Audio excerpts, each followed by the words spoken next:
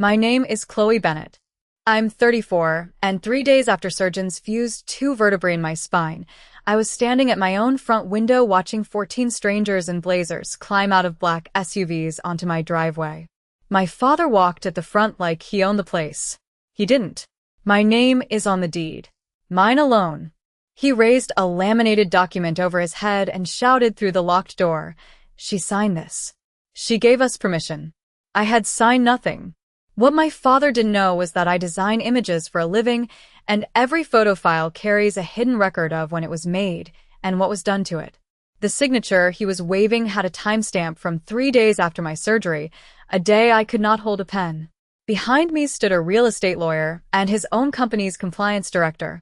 He just couldn't see them yet. Before I tell you how a locked door ended his career, do me one favor. Subscribe. The house smelled like salt and fresh paint the day I signed the closing documents. I remember pressing my thumb against the deed until the ink smeared a little, just to prove to myself it was real. 10 years of freelance contracts, 3 in the morning deadlines, 100 invoices chased down 1 email at a time. All of it turned into 4 bedrooms on a bluff in Half Moon Bay, with my name, and only my name, on the title. I was 34 years old, and it was the first thing I had ever owned that nobody else's fingerprints were on. My family didn't see it that way. They never had. Growing up, dinner table conversation orbited my father, Gerald Bennett, and whatever rung of the corporate ladder he was climbing that year. Diane, my mother, kept the orbit steady, refilling his coffee before he asked, laughing at the right moments, steering every conversation back to his quarterly numbers. Marcus, my younger brother, got room to be a kid. I got told, more than once, that I was the practical one, which in Bennett family language meant the one who doesn't need tending to. So when I bought the house with cash I'd saved dollar by dollar since I was 24, I didn't throw a party. I didn't even tell them for 6 weeks. When I finally did, my father asked what the square footage was, then asked if it had a dock, then said, "Good. We'll need somewhere for the 4th of July. Not congratulations. Not I'm proud of you. Just an inventory of how the house might serve him." I let it go. That's what I always did. 3 days ago, surgeons fused 2 vertebrae in my lower spine. I'd been living with a herniated disc for 2 years, designing user interfaces from a chair with a rolled towel jammed against my back, telling myself I'd deal with it later. Later arrived on a Tuesday morning in the form of a surgeon named Dr. Okafor telling me if I didn't operate, I risked losing feeling in my left leg permanently. Recovery was supposed to mean stillness. Instead, it meant a walker parked by my bed and a shower chair I was too proud to use the first 2 days and too sore not to use by the 3rd. It meant a pill schedule taped to my refrigerator like a countdown clock. It meant my neighbor, Priya, showing up with soup because I couldn't stand at the stove long enough to heat a can of it myself. The bathroom was 11 feet from my bed. I know because I counted the floorboards the first morning home, one at a time, gripping the walker, sweat gathering at my hairline before I'd gone halfway. For minutes, that trip took me. For minutes, and a stop halfway to breathe through the pain lighting up my hip like a struck match. I was lying propped on 3 pillows, laptop balanced on a cushion, trying to answer a client email about a dashboard redesign, when my phone rang. My father's contact photo, a headshot from a company retreat, tie the color of dried blood, lit up the screen. "Hey, kiddo." Gerald's voice had the particular brightness he used when he wanted something, and had already decided the conversation was a formality. "So here's the plan. Your mother and we're going to borrow the house for 3 days. Starting Friday. Little family getaway." I shifted against the pillows, and pain licked up through my hip. "Dad, I just had spine surgery. I can't host anyone. I can barely get to the kitchen." "You won't have to host. We'll take care of everything." A pause, papers shuffling somewhere behind him. "This is good timing, actually. You'll be resting anyway." "That's not. I need actual quiet. Doctor's orders." "No, I can't do Friday. Not this month, honestly." The brightness in his voice thinned into something harder, something I recognized from every disagreement I'd ever lost to him. "Chloe. This is family. Family doesn't need permission to use family things." It's not a family thing, Dad, it's my house. I bought it myself. With money that exists because your mother and I raised you, he said like it was arithmetic, like 18 years of childhood came with an itemized bill still being collected on. We are not asking you to do anything. We are informing you. I heard my mother's voice in the background, muffled, asking him something. He didn't cover the phone. She's being difficult again, he said to her, not to me. Dad, I need you to actually hear me, I said, pushing myself higher against the pillows so my voice would carry the weight I needed it to carry. No. Not Friday. Not this month. The answer is no. Silence stretched on the line, just static and the faint hush of wherever he was standing. Then, flat and final. Prepare the rooms. We're coming Friday. The call clicked toward disconnecting, and in that last half second before the line went dead, I heard it. A man's voice, low and amused, laughing at something close enough to my father's phone that the sound carried clean across the connection. Not Marcus. Not anyone I recognized. A stranger, standing near my father in a room I couldn't see, laughing like he already knew how this weekend was going to go. Then the line cut to silence, and I was left holding the phone against my chest, staring at the ceiling fan turning slow circles above me, wondering who else my father had let in on a plan for my house that I hadn't even agreed to. I set the phone down and finished the chapter as requested. The morning light through the blinds cut a stripe across my ribs. I'd slept 4 hours, maybe less, in the recliner Lucas had helped me set up in the living room because stairs were still 11 feet of impossibility. My phone buzzed against the side table at 8:14 a.m. Marcus. Subject line, FWD, Retreat Logistics, Final. I opened it one-handed. The other braced against the armrest to keep my spine from complaining. The email wasn't addressed to me. It was addressed to gbennett@callaway-industries.com, and Marcus had clearly hit forward without reading past the first line because underneath his one-word message, "Oops, meant to send this to you, Dad, ignore," was an entire chain going back 6 days. I read the subject of the original thread. Executive retreat, Half Moon Bay, confirmed. Not a family trip. Not the kids want to see the ocean. Executive retreat. I scrolled. There was a spreadsheet attached, a catering menu, a list of names I didn't recognize, Whitford, Alsop, Nkemalu, Trask, 14 of them, each with a title after it. Chief Regional Officer. SVP Client Partnerships. Board Liaison. My thumb kept sliding down the screen, and my stomach kept sliding somewhere lower. Near the bottom, someone named Priya Desai had written, confirmed with Gerald, venue secured, deed holder on board. Sending final headcount to catering by Thursday EOD. I read it twice, then a third time, out loud, quietly, to see if it sounded different spoken than it did in my head. It didn't. Deed holder on board. I don't own a company, I said to the empty room. I don't run a venue. There's exactly one deed with my name on it, and it's the one bolted to a house 4 miles from where I was lying right now, unable to carry my own coffee to the couch. I called Marcus. He picked up on the second ring, and there was a beat of silence before he said anything, which told me more than his hello did. Hey, he said. Did that email come through weird? I fat-fingered the forward. I meant to send it to Dad's other. Marcus. What retreat? Another pause. In the background, I heard a door close, like he'd stepped out of a room to take this. It's just, Dad's got some work thing this weekend. It's not a big deal. 14 executives is not a work thing, Marcus. That's a company retreat. At my house. I don't really know the details, honestly. I just got looped in because they needed someone to confirm the parking situation. Who's Priya Desai? She's on his team. Events coordination, I think, for the region. And what does deed holder on board mean? The silence went on a full 2 seconds too long. I don't know what that means. I swear. I just forward stuff, Chloe. I'm not part of planning it.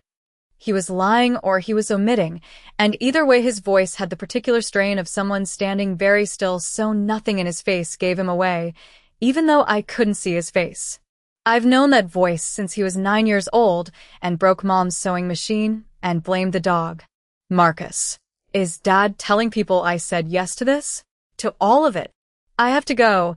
Someone's calling me on the other line, he said, which was almost certainly not true, and the call ended before I could ask anything else. I set the phone on my sternum and stared at the ceiling fan.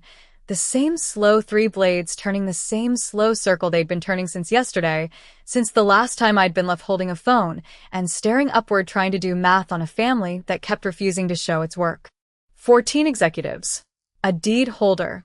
My house, for miles away, still smelling like the cedar cleaner I'd used on the porch railing 2 weeks before surgery. The last thing I did before I couldn't bend at the waist anymore. I scrolled back up through the thread, past the catering menu, seared halibut, a raw bar, something called a sunset cocktail hour, TBD location. And that was when I saw it. A separate attachment, near the top, one I'd scrolled past without registering the file name. Bennett authorization signed, JPG. My thumb hovered over it. I hadn't signed anything. I hadn't been asked to sign anything. 3 days ago, I'd been on an operating table with my spine open under fluorescent light, and yesterday I needed help getting to the bathroom 11 feet from my own bed. I didn't open the file. Not yet. I just sat there with my thumb an inch above the screen, my heart doing something slow and heavy against my ribs, thinking about a signature with my name on it that I had absolutely no memory of making. I called the number back first. Before my parents. Before anything. It rang twice and went to a generic voicemail box, no name, just a robotic woman's voice reciting the digits back to me. I didn't leave a message. I set the phone on the mattress beside my hip, screen down, and made myself breathe through the pull in my lower back before I dialed my parents' number instead. 2 years of a herniated disc had taught me patience with pain, but this new incision from the surgery 3 days ago hadn't learned the lesson yet. Diane picked up on the first ring, which meant she'd been waiting. Sweetheart. We were just talking about you. I need Dad. There was a shuffle, a muffled exchange, and then Gerald's voice filled the line. Already mid-sentence, already annoyed. Chloe. I don't have long. I'm in a call with Pearson in 10 minutes. I got an email. From your assistant, I think. About an executive retreat. 14 people, Dad. At my house. Silence. Not the silence of confusion. The silence of a man recalculating. That's not for you to worry about, he said finally. That's company business. It's my house. It's a house we all use.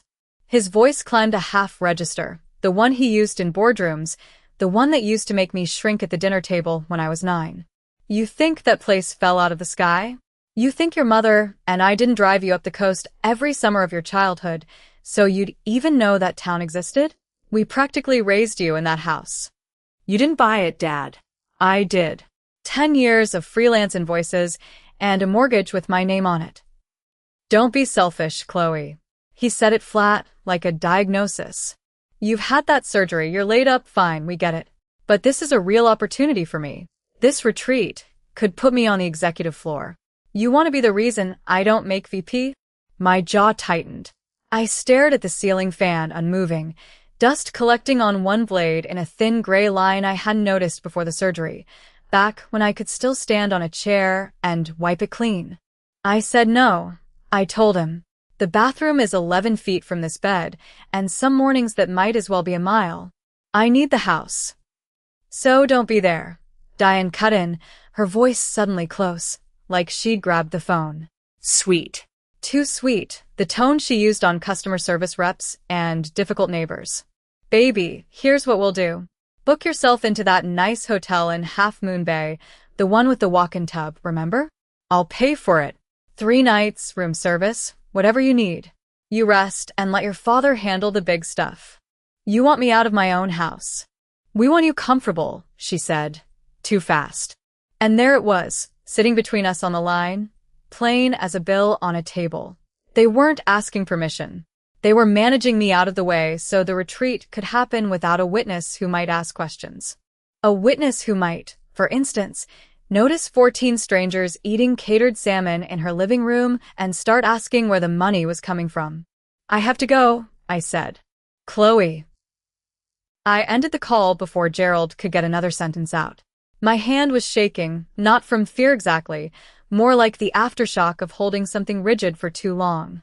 I set the phone down, then picked it up again and opened my email, scrolling back to the message Marcus had forwarded me by accident at 8:14 that morning, a chain that had started 6 days earlier, long before anyone thought to tell me anything.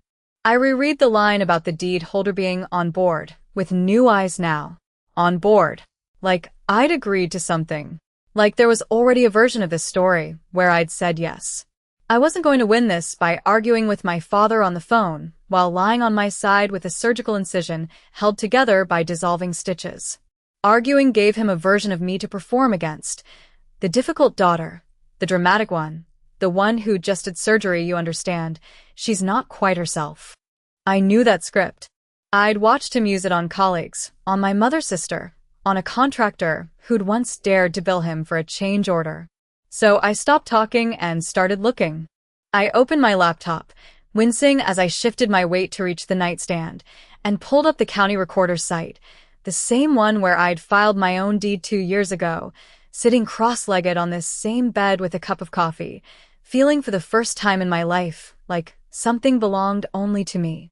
I typed my address into the search bar with 2 fingers, slow, deliberate, the way you defuse something instead of throw it.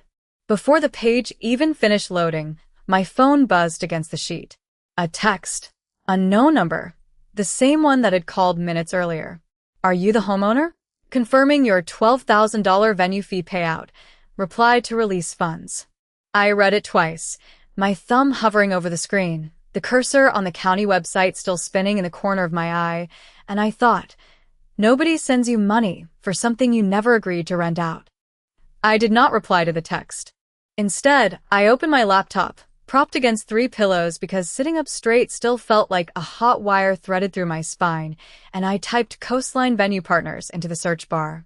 Nothing came up on the first page except a listing site for event spaces in 3 different states, none of them mine. I tried again with quotes around the name. Then I remembered something Lucas had told me once, years ago, half joking over drinks after his bar exam. Every LLC in California has to file a statement of information with the Secretary of State, and it's public. I found the business search portal. My hands were shaky enough that I fumbled the CAPTCHA twice. Coastline Venue Partners, LLC. Registered 4 months ago. Agent for service of process. A name I didn't recognize at an address I did. A UPS store on El Camino Real. Unit 214. A mailbox. Not an office. Not a person who'd ever set foot in a building. I sat with that for a second, feeling the ache creep up through my hips from being still too long. I pulled the registration document itself, the 1-page filing that lists organizers. There it was in the small print at the bottom, under Organizer, Gerald T. Bennett. Not my father's company. Not Whitmore Aldridge Logistics, where he'd worked for 26 years and where I now understood with a cold little drop in my stomach, he was hoping to be named Senior VP of Operations by the end of the quarter. This was something else. Something he'd built himself, for months ago, quietly, the way you'd tuck a spare key under a rock. My phone buzzed. Another text from the same unknown number. Following up. Need bank details to process the $12,000 venue fee release by end of day Thursday. Please confirm receiving account. I stared at receiving account until the words stopped looking like words. This wasn't Whitmore Aldridge paying a vendor.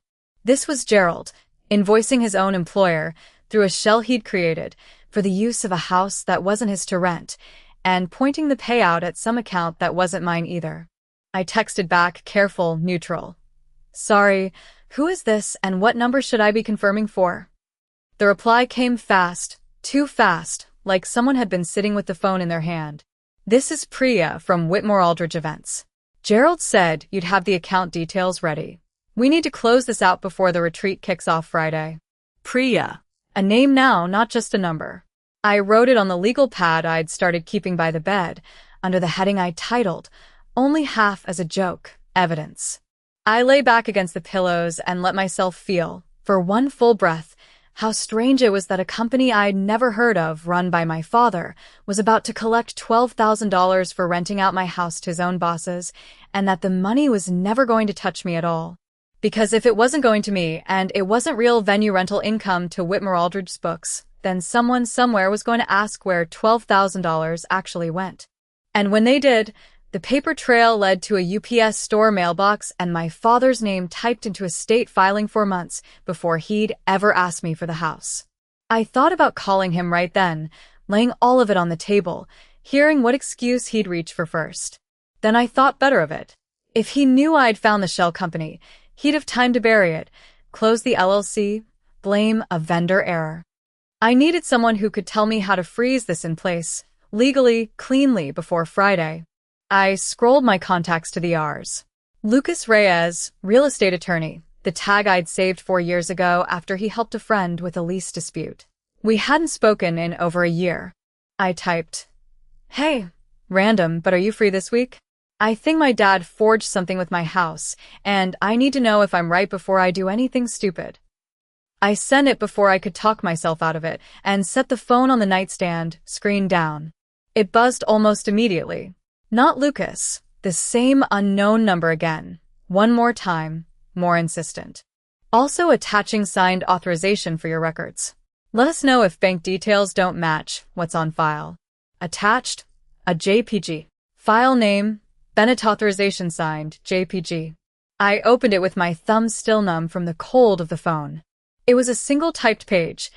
Authorization to manage and lease property, granting Gerald T. Bennett full rights to manage, lease, and receive compensation for the use of my address in Half Moon Bay. And at the bottom, in blue ink, in a hand that looked unsettlingly close to my own, was a signature. My signature. I had never signed anything like it in my life. I called Lucas. He picked up on the second ring, and I could hear a dog barking somewhere behind him and a screen door. "Chloe Bennett," he said. "It's been what, 6 years?" "7," I said. "I need a real estate attorney." Are you still doing that? "I am." The dog stopped barking. A chair scraped. "What's going on?" I told him. All of it, in order, the way I'd tell a client what was wrong with a layout, no adjectives, just facts. The surgery, the phone call, the forwarded email with the word deed holder on board sitting in it like a hook, the text about $12,000, the file named Bennett authorization signed, JPG. Lucas didn't interrupt. I heard him typing once, briefly, and then stop. "Send me the deed," he said. "And the email chain. And that JPG. Don't forward it from your phone, email it from your laptop, so the metadata doesn't get stripped."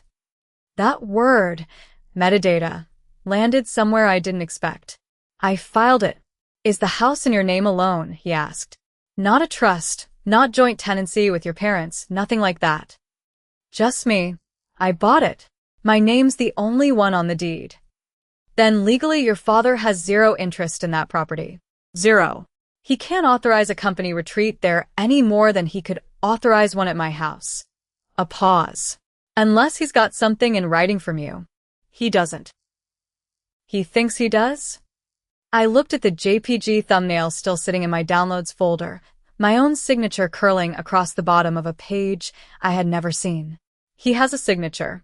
On a form. I didn't sign it." The line went quiet for a second. "Say that again." "I didn't sign it, Lucas. I've never seen that document in my life." "Okay." His voice changed register, dropped a little, the way people's voices do when a normal problem turns into a different kind of problem. "If that's true, if that signature isn't yours, that's not a family dispute anymore, Chloe. That's forgery. That's a felony in this state if it's used to obtain something of value, and $12,000 is something of value." I sat up straighter against the pillows, which cost me.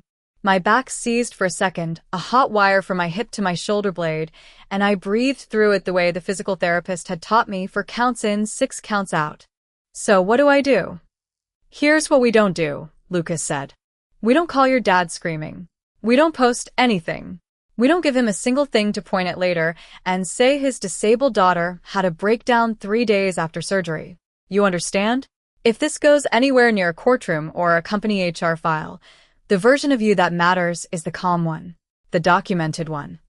"What's the version that does matter?" "Locks," he said.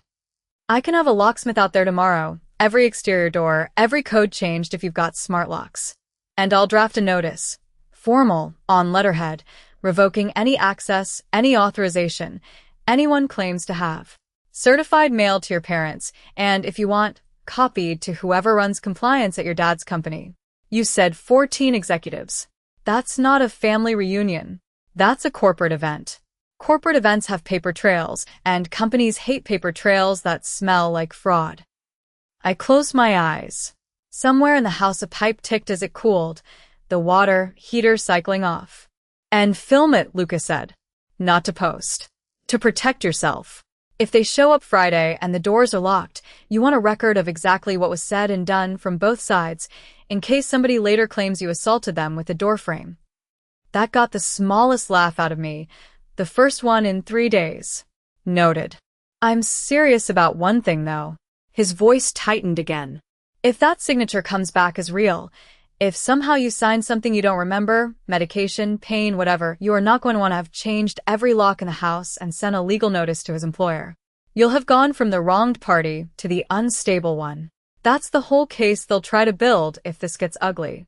So before we send anything, before the locksmith even gets in his truck, I need you 100% sure that signature isn't yours. I'm sure. Being sure and being able to prove it are different things, Chloe. I looked at the file sitting open in a second tab, my signature staring back at me. Too clean, the loop on the K a half degree off from how I actually write it. I know. I'd sign my name onto 1,000 contracts. I can prove it, I said. I just need you to not hang up for about 10 minutes. What are you talking about? I do this for a living, Lucas. I open other people's files all day, PSD files, JPGs, whatever a client sends me, and half the time I can tell you more about how a file was made than the person who made it can. A photograph, a scan, an exported image. It doesn't just carry the picture. It carries a record. Software used. Edit history sometimes. A timestamp that doesn't lie even when the person who made it does. There was a pause on his end, the kind where I could picture him leaning forward. So, you're saying you can check when that thing was actually created? I'm saying I already suspect it wasn't created 3 months ago like it's supposed to look. I'm saying if my hunch is right, that file will tell us exactly when somebody built it, and I have a pretty good idea it's going to be a lot more recent than they want anyone to know. How? Lucas asked. I pulled my laptop across the blanket, wincing as I shifted my weight onto my elbow, and dragged the forged signature file into the analysis software I used every day of my working life for something it was never meant to do. The screen began to fill, row after row, hidden data surfacing where a moment ago there had only been a picture of my own name. The rows kept scrolling. I stopped scrolling with them and just read the same 3 lines over and over, the way you check a lock twice even after you've felt it click. Software layer 3. Modified. Yes. Creation date. The timestamp sat there in plain monospace type, refusing to rearrange itself into something less true. 3 days after my surgery. The day I couldn't lift a spoon to my own mouth without Diane holding my wrist steady.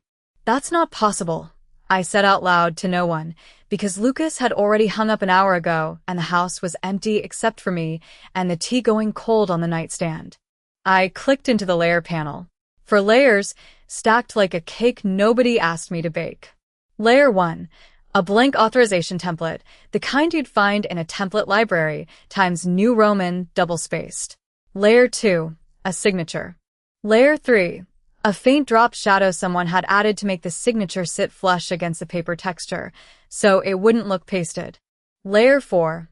Buried at the bottom like they'd forgotten it was even there, a rectangle of pixels labeled background copy 2, and when I zoomed in, I could see the ghost of a magnetic stripe.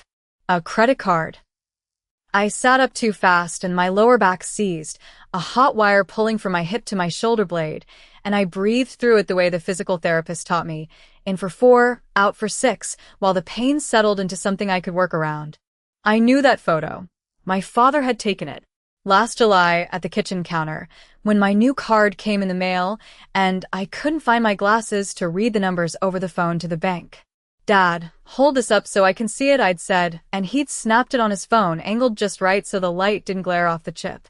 He'd texted it to me so I could zoom in. He'd never deleted it. Or he had and kept a copy somewhere else. Either way, there was my signature from the back of that card. The one the bank makes you scribble in ballpoint the first week, before you even think about it. Cropped, rotated 4 degrees, brightness pushed up, and dropped onto a line that said authorized by Chloe Bennett. I laughed, one short breath with no humor in it, and it hurt my ribs. You used my own signature against me, I said to the screen, and the screen didn't answer, because screens don't, but saying it out loud made it real in a way the pixels alone hadn't. I thought about every file I'd ever cleaned for a client who swore a photo was untouched, the wedding planner who tried to pass off a stock image as an original shoot, the contractor who forgot his timestamp was 3 weeks off. I'd built half my freelance reputation on catching exactly this. A photograph is not a painting. A painting has no memory of its own making. A photograph carries a fingerprint in its bones, camera model, software pass, every save it survived, and you can strip the visible evidence, but the file remembers what you did to it even when you don't. My father had forgotten that his daughter was the one person in this family who read fingerprints for a living. I opened the export panel and built the report the way I'd build it for a client who was about to sue somebody. Original creation metadata. Modification history. Layer breakdown with the credit card photo flagged and cross-referenced against the text Dad had sent me last July, the one I still had sitting in an old thread, timestamped his name on it. I typed one line into the notes field. Authorization document contains composited signature sourced from a personal photograph, dated 11 months prior to the claimed authorization date, itself dated 3 days post-surgical. I read that sentence back twice before I let myself feel anything about it. Then I attached the file, addressed it to Lucas, and typed. Found it. It's not just fake. It's fake in a way that proves it. My thumb hovered over send for 1 second, because once this left my outbox there was no version of the next week where I hadn't done it, and then I pressed it anyway. The reply bubble appeared under Lucas's name almost instantly. 3 dots. Then nothing. Then the dots again, like he was starting to type something and stopping. The doorbell rang before he sent anything at all. I froze, one hand still on the laptop, listening to the sound roll through the house the way sound does in a place with too much glass and not enough furniture yet. Nobody used that doorbell. Delivery drivers left packages on the mat without knocking. Lucas texted before he came. I pushed myself up off the couch cushion by inches, one palm flat against the armrest, the other bracing my lower back, and shuffled to the door leaning harder on the cane than I wanted to admit. Marcus stood on the porch in his work polo, car still running in the driveway behind him, both hands jammed in his pockets, like he was holding himself together with them. His face had gone the color of the fog rolling in off the water. Marcus? What? Kilo. His voice cracked on the single syllable. I need to talk to you. Before Friday. There's something you don't know yet. Marcus stood in the doorway, hoodie still zipped to his chin though it was 70 degrees out. He didn't sit down. He just stood there working his thumbnail against the doorframe like he was trying to peel the paint off it. I sent it, he said. The email. It was me. I set my tea down on the side table, slow, both hands, because fast movements still pulled something loose in my lower back. I know, Marcus. You already told me that part. No. He shook his head. I mean, I sent it on purpose. Sort of. I waited. 11 feet from this chair to the bathroom door. I'd counted it 40 times in 3 days, and right now it felt like the only stable fact in the room. Dad told me to loop you in on logistics, Marcus said. Low-level stuff. Which hotel the execs were staying at the night before, catering timing. He said keep you posted so you wouldn't feel cut out. His words. He finally looked at me. I hit reply all instead of forwarding just the hotel confirmation. I didn't mean to send the whole thread. But I didn't unsend it either. I saw what was in there, and I let it go through. Why? Because I wanted you to see it. His voice cracked on the last word, and he pressed his palm flat against his sternum like he could hold something in. I've been watching him build this for 2 months, Chloe. The shell company. The vendor invoices routed through a UPS store box. I told myself it wasn't my business. Then he asked me to help carry patio furniture into your house for the retreat setup, and I thought, she's 3 days out of surgery, and he's measuring where the ice sculptures go. Something in my chest loosened half an inch, The first time since the phone call with Gerald that anything had. He knows I forwarded it, Marcus said. He confronted me Wednesday night. I told him it was an accident, hit the wrong button. He believed me, or decided to. Then he said if I kept my mouth shut through Friday, he'd bring me on as ops lead for the retreat program going forward. Full-time. Real title. Marcus laughed, no humor in it. I've been selling copier leases for 3 years, Chloe. He knows exactly what that offer is worth to me. Did you take it? I said I'd think about it. He finally sat, perched on the very edge of the ottoman like he didn't trust himself to stay. That's the part one came to tell you. But there's worse. I felt my stomach drop before he even said it, the particular cold of a floor you thought was solid giving a little under your foot. He's already told the board he's presenting to on Friday that you agreed to host, that you offered the house. He's calling it a family contribution to the executive program. Marcus swallowed. And he told Mom, I heard this part myself, through the kitchen wall, that if you try to lock the doors or make a scene, he's going to say the surgery messed with your head. Post-op confusion. Emotional instability. He used that exact phrase. He said, nobody's going to argue with a woman on painkillers making accusations against her own father. I sat very still. The tea had gone lukewarm in its cup, a thin skin forming on the surface, and I watched it instead of looking at Marcus, because looking at him meant looking at what our father had already decided I was worth sacrificing. There's a fallback story ready, Marcus said. If the fake authorization doesn't hold up, he pivots to that instead. Confused daughter, post-surgical episode, family trying to help her through it. He's not just planning to lie to you. He's planning to lie about you. In front of 14 executives. The metadata, I said. The report I sent Lucas. Won't matter if nobody outside this house ever sees it before Friday, Marcus said. And there's something else. He hesitated, and for the first time since he'd walked in, he wouldn't meet my eyes. Mom asked me for my laptop Tuesday night. Said she wanted to check something for the caterer. I found out yesterday she went into my sent mail and deleted the original thread, the one with the venue confirmation and the deed holder line. It's gone from my account. If I hadn't already saved a hard copy in my bag before she got to it, there'd be nothing left showing where it started. I thought about the forensic report sitting on Lucas's desk, thorough, damning, useless if the paper trail feeding into it had holes chewed through it by my own mother. I'd been so certain the metadata was the whole weapon. It was only half of one. I almost changed the locks this afternoon, I said. Before you came, I had Lucas on standby. Don't. Not yet. Marcus reached into his backpack and pulled out a manila folder, edges soft from being carried around too long.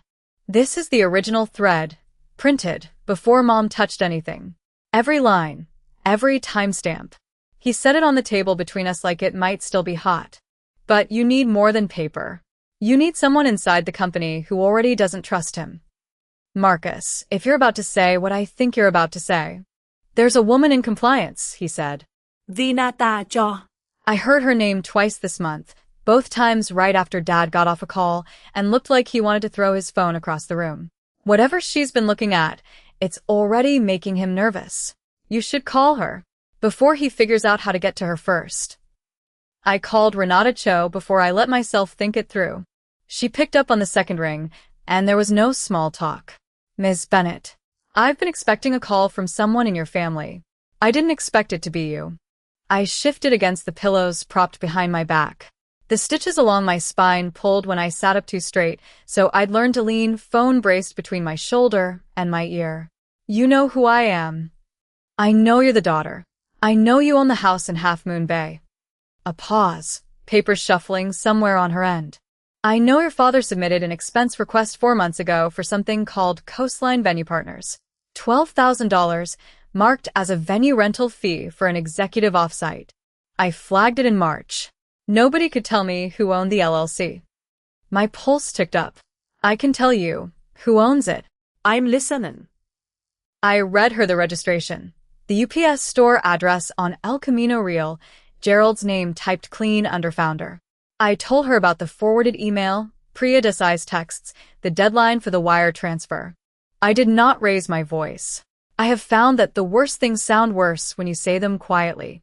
Renata didn't interrupt once. When I finished, she exhaled. Not surprise, more like confirmation of something she'd already suspected and hated being right about. I've been building a file on your father since January. Travel reimbursements that don't match calendar entries. A catering invoice from a company that shares an address with his fantasy football league.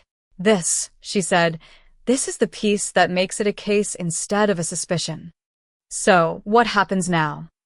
Now I stop watching and start acting. Her voice sharpened, precise as a scalpel. I'll have our legal team with me Friday morning.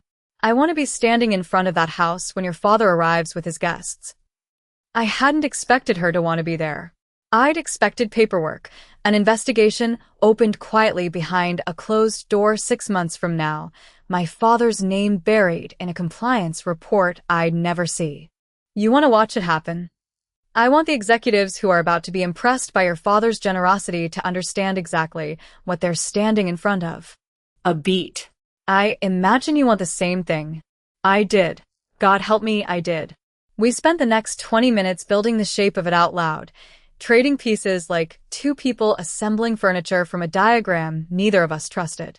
Lucas handles the locks and the notice, I said. That part's legal. Documented. Nobody can call it a stunt. Good. I'll bring compliance and outside counsel if I can get them on short notice. We arrive separately from you. It can't look staged. And nobody talks to him before Friday.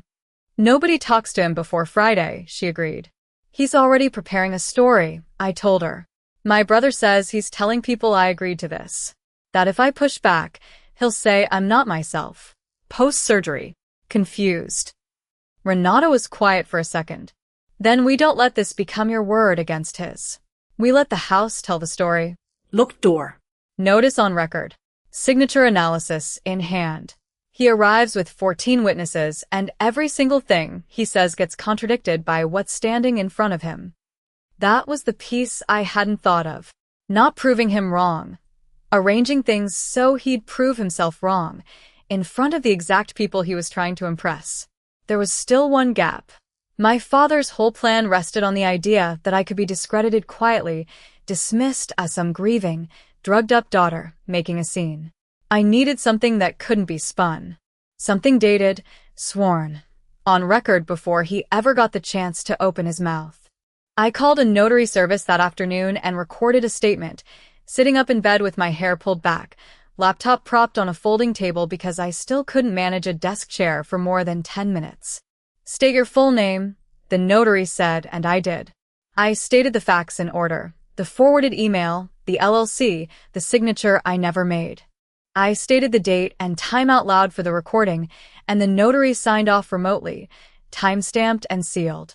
If Gerald wanted to call me unstable, he'd have to explain why an unstable woman gave a calm, notarized account 4 days before anyone confronted him, an account that would later match, word for word, whatever compliance found on its own. By Thursday evening, the locksmith had finished. New deadbolts, a new keypad, my old keys sitting uselessly on the kitchen counter like they belonged to someone else's house. I taped Lucas's notice to the front door myself, my hand flat against the frame for balance, careful not to twist my back reaching up. Access to this property has been revoked. It read, plain black letters, my name and Lucas's under it. My phone buzzed in my pocket before I'd even stepped back to look at my work. I already knew, somehow, before I looked, that it wasn't Marcus. It was my father. Everything's set for tomorrow. The team's excited to see your beautiful home. The morning light through my window at 7:40 was the last quiet minute I got. By 8:20, the street outside the house had 4 black SUVs parked nose to tail along the curb, and I was watching them from the recliner Lucas had helped me set up in the front room, angled so I could see the door without twisting my spine. Renata sat on the ottoman beside me, laptop already open, a folder of printouts squared on her knees. Lucas stood near the entry in a gray suit, arms folded, saying nothing. I heard the car doors first. Then voices, low, professional, the particular cadence of people who talk for a living. Then my father's voice above them, too loud, already performing. Right this way. My daughter's place. She designed half of it herself. The knock came hard, 3 times, rattling the new deadbolt Lucas had installed the night before. I didn't move to answer it. Lucas did, unlocking it from the inside and stepping back to let it swing open on its own. Gerald stood on the porch in a navy blazer I didn't recognize, Diane beside him in pearls, and behind them a loose crowd of people in similarly expensive blazers, 14 of them by my count, holding coffee cups from the hotel lobby, murmuring to each other, clearly expecting to be shown into a vacation house. My father's face did something complicated when he saw me sitting upright inside, awake, present. "Chloe," he said it like a correction. "You're supposed to be resting." "I am resting," I said. "In my house." He recovered fast, I'll give him that. He turned half toward the crowd behind him, raised a laminated sheet of paper like a badge, and his voice climbed into the register he used for closing arguments at Thanksgiving. "My daughter signed off on this weeks ago. Full authorization." "I don't know what this," he gestured at the new lock plate still shining on the door, "is about, but let's not make a scene in front of my colleagues." A woman near the back, silver hair, sharp blazer, lowered her coffee cup slightly. "Watching." "Show them the paper, Gerald," I said. "Hold it up so everyone can see it clearly." He did, surprised enough by my calm that he didn't think to hesitate. I nodded at Lucas, who turned the television mounted on the living room wall so its screen faced the open doorway, visible to the porch. Renata typed 2 keys on her laptop, and the screen filled with a report, file properties, a signature image blown up beside a column of metadata. Creation timestamp, I read aloud, not raising my voice at all. 3 days after my spinal surgery. "That's the date on the file your authorization came from, Dad." I couldn't hold a pen that day. I could barely hold a phone. Someone near the front murmured something to the person next to them. "And here." I nodded, and Renata scrolled. 4 layers. The bottom one is a photo of my credit card, taken last July, when you offered to snap a picture of it for the hotel reservation in Tahoe. My signature's on the back of that card. Somebody rotated it 4 degrees and pasted it onto a blank authorization form. Diane pushed forward past Gerald's shoulder, her voice pitched high and sweet, the way it always went when she was building a wall out of nothing. "She's confused. The medication after surgery, it does things to people, they say things they don't remember." "I have a notarized video statement from Tuesday," I said, recorded before any of this happened, describing exactly what I'm telling you now. That stopped her mid-sentence. Her mouth stayed open a second too long. Renata stood, folder in hand, and stepped past me onto the threshold, addressing the group directly for the first time. "I'm the head of compliance at Halden Ferris." Gerald's face went the color of the porch tile. 4 months ago, a company called Coastline Venue Partners was registered to a mailbox on El Camino Real. Mr. Bennett is the sole listed founder. It billed $12,000 in venue fees for this weekend, to an address he doesn't hold title to. "That's absurd," Gerald said, but his voice had lost its floor. "I'll show you the county recorder listing myself, I already pulled it," I said. 2 years ago, when Dad first floated the idea of putting his name on this deed for convenience. I said no then too. "It's still just mine. County records confirm it. That's public, Dad. Anyone here can look it up on their phone right now." 14 phones came out at once, not to photograph anything, just reflexively, the way people reach for something to hold when a room stops making sense. 2 of the executives near the back were already turning toward the SUVs, murmuring into their own phones, not waiting for the rest. My father opened his mouth. Nothing useful came out of it. Renata's laptop was still open on the ottoman. She crossed back to it, tapped the trackpad twice, and turned the screen so it faced the porch. "Mr. Bennett," she said, "corporate is on this call now, and they've seen everything." The screen resolved into a face, the CEO's, unmistakable even from the tiny thumbnail I'd seen once on the company website, and beside him, small in the corner tile, my mother's face went the color of the porch tile too, though she hadn't looked at the laptop yet, hadn't realized she was already on camera. "It was his idea," Diane blurted, "to no one, to everyone. I only signed what he told me to." The screen stayed frozen on Diane's face for 3 full seconds before anyone spoke. Renata was the one who broke it. "Diane, can you confirm you signed the authorization document?" "Yes." My mother's voice had gone thin, stripped of the honeyed tone she used on hotel clerks and church committees. "Gerald printed it out and told me where to put my initials. He said it was just a formality, that Chloe already knew.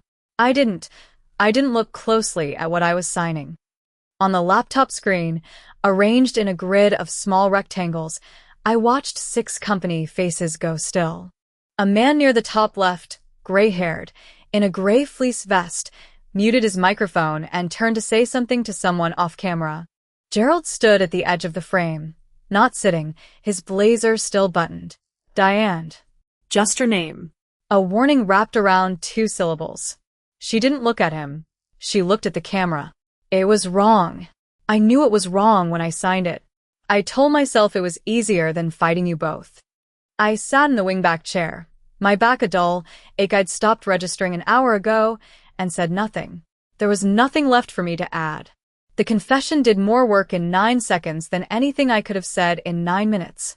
The CEO, a woman named Alicia Vance I'd never spoken to before that morning, cleared her throat. "Gerald, you're suspended, effective immediately, pending the outcome of our internal review. HR will follow up today with a formal notice." "Alicia, this is..." Gerald started. "This is a call I'm ending in about 10 seconds, she said, "unless you have something relevant to the fraud allegations." He had nothing. I watched him understand that he had nothing, watched the muscles around his jaw work like he was chewing on a word he couldn't say in front of 14 departing executives and a compliance director with a printed folder. The call ended. My mother's tile went dark first. 3 days later, Lucas called with the shape of it. The internal review had moved fast, faster than either of us expected, because Renata had apparently been building her file since January and only needed my metadata report to close it. Gerald was out. Not suspended anymore, but resigned, the polite corporate word for pushed. He'd been ordered to repay $12,000 to the company along with 2 other inflated vendor invoices Renata's team found once they started looking, bringing the total closer to $31,000. The board was still deciding whether to refer the file to the district attorney's office for the forged authorization, separate from the company matter entirely. That part wasn't polite. That part was criminal. "He's not getting the COO seat," Lucas said. "He's not getting anything." 2 of the executives who came to the house pulled their names off a partnership deal his division was courting. One of them told Renata, off the record, that he didn't want his firm's name near a man who used his own daughter's surgery recovery as cover for a scam. I didn't feel triumph hearing that. I felt the particular tiredness that comes after holding your body rigid for too long, finally letting it go slack. Marcus came by that weekend with 2 coffees and sat on the porch steps instead of the chair I offered him. "I told HR everything," he said. "The original email, the printout, Mom deleting it from my inbox. I'm not doing the thing where I stay quiet because it's easier." "I know," I said. I should have said it sooner. Before the driveway. Before any of it. I let that sit between us instead of forgiving him out loud. He didn't push for the words. That, more than anything, told me he'd actually learned something. Through Lucas, I revoked every power of attorney my parents had ever held over anything of mine. The house, an old joint account from college they'd never bothered to close, a healthcare directive I'd signed at 25 and forgotten existed. Lucas sent the paperwork by certified mail. I didn't send a note. Gerald texted first. Then again an hour later. Then 11 more times over 2 days. "Need to talk. This is bigger than money. You're going to regret cutting me out. Do you know what I sacrificed for this family?" I read each one and didn't answer. Diane called crying, said she was sorry, said she never wanted any of it, and then, in the same breath, said none of this would have happened if I'd just let them use the house like she asked. I told her I loved her and that I needed some time. Both were true. I hung up before she could argue with either. 3 weeks later, the ache in my spine had dropped to something I could ignore most mornings, and I'd started walking the 11 feet from the bed to the bathroom without gripping the doorframe. A padded envelope arrived from Gerald with no return address I recognized, just his handwriting slanting hard across the front like he'd pressed too deep into the pen. I opened it standing in the kitchen, expecting an apology I didn't need and wasn't going to get anyway. It wasn't an apology. It was an invoice, itemized, typed, official-looking, the kind of document a man makes when he still believes paperwork is the same thing as power. At the top, in a font meant to look formal, it read, "Costs incurred by the family in raising you. Payment requested." I set the envelope on the counter and left it there. Not in the trash. Not answered. Just there next to the fruit bowl for 3 days, until Marcus saw it on a Sunday visit and asked what it was. "An invoice," I said. "For my father." He picked it up, read the line about costs incurred raising me, and put it down like it had bitten him. "Are you going to pay it?" No. "Are you going to respond?" No. I moved my weight off the counter, careful, the way the physical therapist had shown me, hips first. Some things don't get an answer. That's the answer. Marcus had started coming by on Sundays with coffee from the place on Main. 2 cups, always the same order for me. Oat milk, no sugar, like he'd memorized it the first time and never questioned it since. He'd sit on the stool by the window while I did my exercises on the floor, counting reps out loud sometimes, badly on purpose, until I laughed and lost count and had to start over. That was new. 3 months ago, he wouldn't have known what a hip hinge was. 3 months ago, he was a person who forwarded emails he shouldn't have and hoped nobody noticed. The physical therapy came twice a week, a woman named Odalise who pressed her thumb into the muscle beside my spine and said, "Breathe into it, don't fight it." And I learned the difference between pain that meant damage and pain that meant healing, which nobody tells you is a skill you have to build from nothing. 11 feet from my bed to the bathroom had once been a negotiation. By September, it was just distance. The first time I walked to the deck without the walker, I didn't tell anyone I was going to try. I unlatched the slider myself, stood in the frame long enough to be sure my legs would hold, and went. 11 steps, maybe 12, across warm wood, salt air moving through my hair, gulls somewhere down toward the tide line making a racket that sounded, that morning, like the whole ocean clapping for me specifically. I stood at the railing and didn't cry, which surprised me. I just let my hands rest on what I owned outright, deed number I could recite from memory now, and breathed. Renata Cho called that same week, her voice clipped and professional the way it had been on the compliance line back in the spring. "The internal review closed," she said. "Your forwarded email was the piece we needed. The metadata on the signature file confirmed what the shell company registration already suggested. For layers, a 4-degree rotation on the signature block. Someone built that document. They didn't sign it. What happens to him? He's being required to repay the retreat overage personally. 31,000, all told, once you add the 12,000 payout and the padded vendor lines. He'll keep his title. He won't get the promotion." She paused. I wanted you to hear it from me before it hit the office rumor mill. I thanked her and hung up and stood there a long moment, surprised by how little the number moved me. It wasn't relief. It was just a door closing somewhere far away, in a building I no longer worked in, on a man who no longer had a key to mine. Diane called on a Wednesday in October. I let it ring twice before answering, which had become its own kind of ritual, proof to myself that I could choose the moment, not be summoned by it. "I'm not calling about him," she said first, before hello. "Okay. I wanted to ask about your back. It's better. I walked to the water yesterday." No cane. A pause, long enough that I heard her exhale on the other end, the particular sound of someone deciding whether to say the real thing. "I should have called you before Friday. Not after. Before. You should have." "I know." Her voice didn't crack the way it had on the compliance call, the day the truth came out of her sideways, involuntary. This was quieter, steadier. Maybe worse, because it meant she'd had time to sit with it and still landed on the same admission. "I'm not asking you to fix that." "Good," I said. "Because I can't." We talked for 6 more minutes, mostly about nothing. A neighbor's dog, a recipe she'd seen, my recovery timeline, and I let her have it, the small talk, because it was the only room left where we could still stand together, without one of us handing the other something sharp. When we hung up, I didn't feel forgiveness exactly. I felt like a door left open 2 inches. Enough air. Not an invitation. I never gave Gerald that door. Lucas had filed the access revocation clean and permanent. No power of attorney, no named contact on the deed, no signature authority on anything with my name on it ever again. When Gerald's lawyer sent a letter in September requesting clarification of the property arrangement, Lucas answered in 4 sentences that said, essentially no.